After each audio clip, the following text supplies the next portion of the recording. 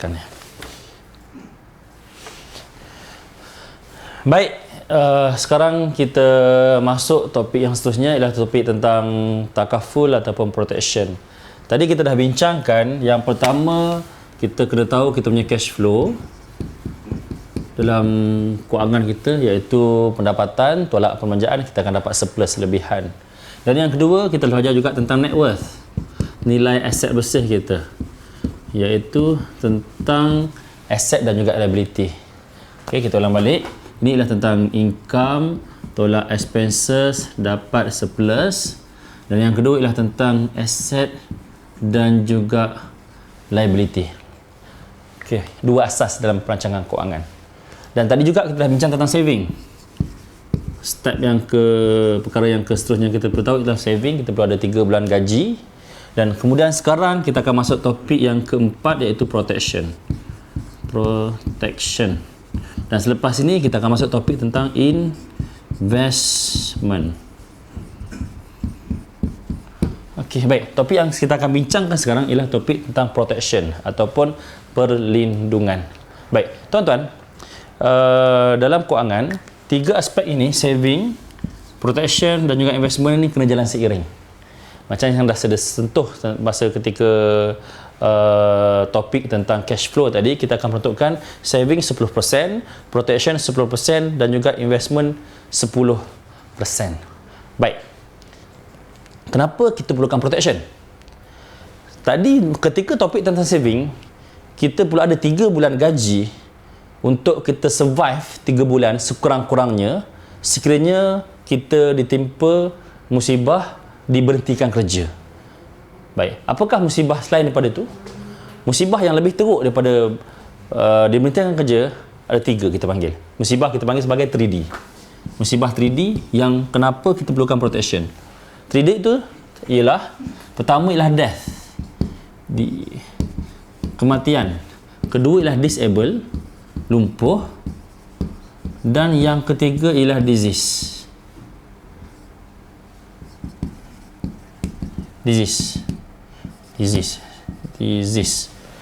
Okey, ketiga ialah disease, penyakit kritikal. Baik, musibah 3D ni kalau berlaku death, disable ataupun disease, sakit kritikal, akan memberi impak yang sangat besar dalam hidup kita. Akan beri impak macam mana? Yang paling utama ialah income kita akan hilang. Income akan hilang.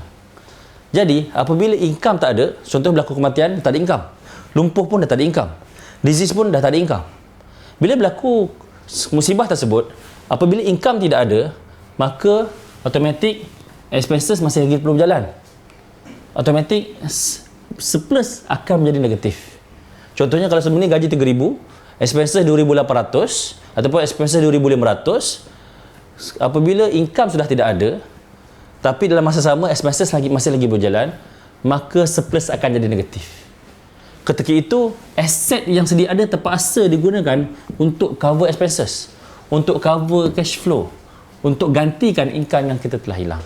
Jadi protection yang paling utama ialah dipanggil sebagai income protection. Income protection. Sebab apa income protection? Sebabnya kalau berlaku musibah, kematian, income tidak akan ada. Disease, disable pun sama, lumpuh, dah tak ada income. Bila berlaku sakit kritikal pun dah tak ada income. Jadi protection yang paling utama dalam kehidupan kita ialah protection kewangan yang dipanggil sebagai income protection ataupun income replacement. Baik. Macam mana kiraan untuk income protection ataupun income replacement ni? Nanti kita akan sambung selepas ini. Perkara utama yang saya kena highlight hari ini ialah fungsi utama protection untuk coverage. Sebab apa saya highlight banyak kali perkara ni? Sebab dah ramai sangat dalam masyarakat kita ambil takaful, ambil insurans untuk saving. Ambil insurans, ambil takaful untuk pelaburan.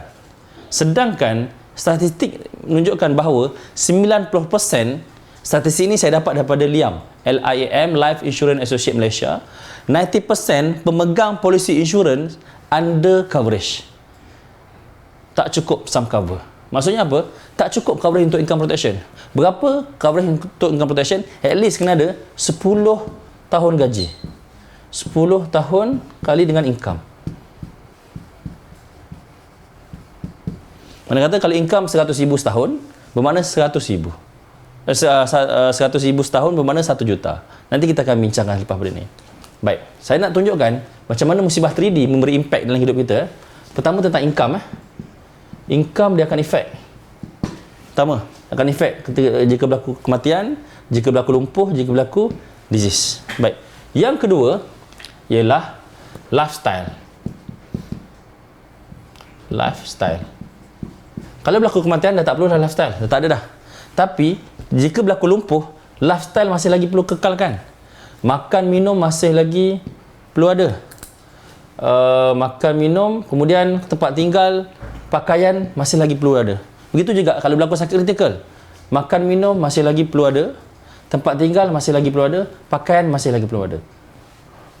Dan satu lagi, medical cost. Medical cost. Kalau berlaku kematian, dah tak ada dah medical cost.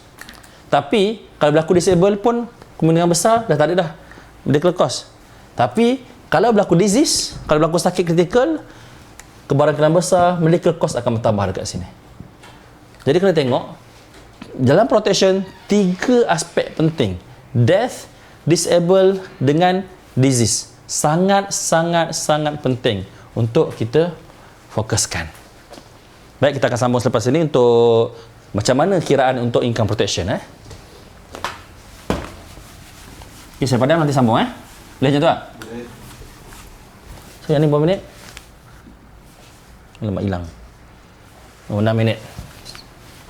Okey.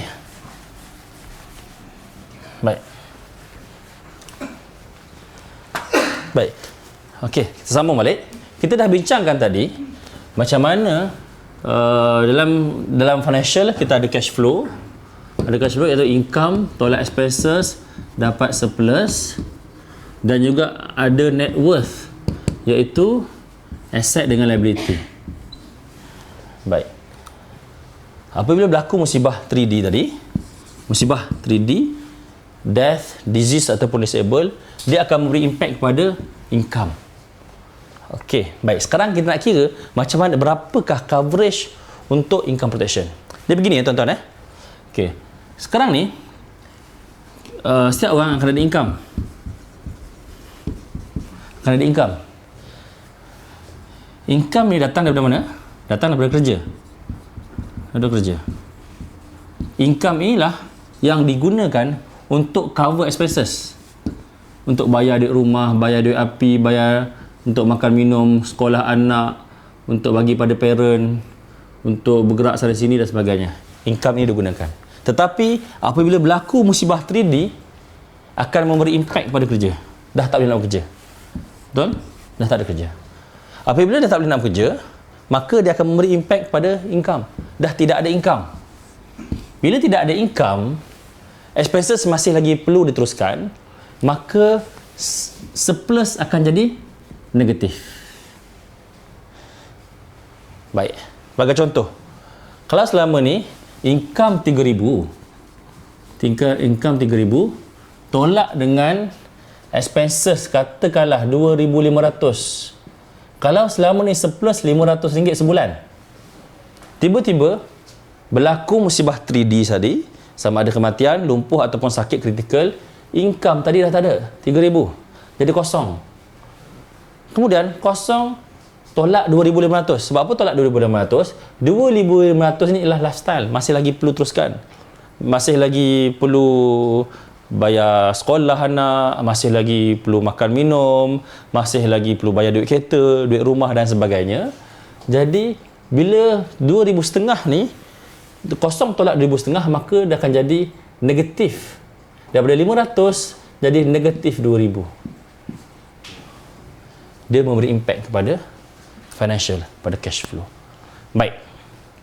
Atas sebab itu, berapakah coverage yang sepatutnya kita ada? Ada 2 cara kiraan.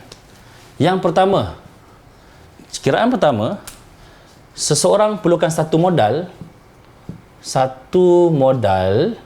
dan modal ini katakanlah kita letak dekat tabung haji ataupun ASB yang boleh bagi return 6%.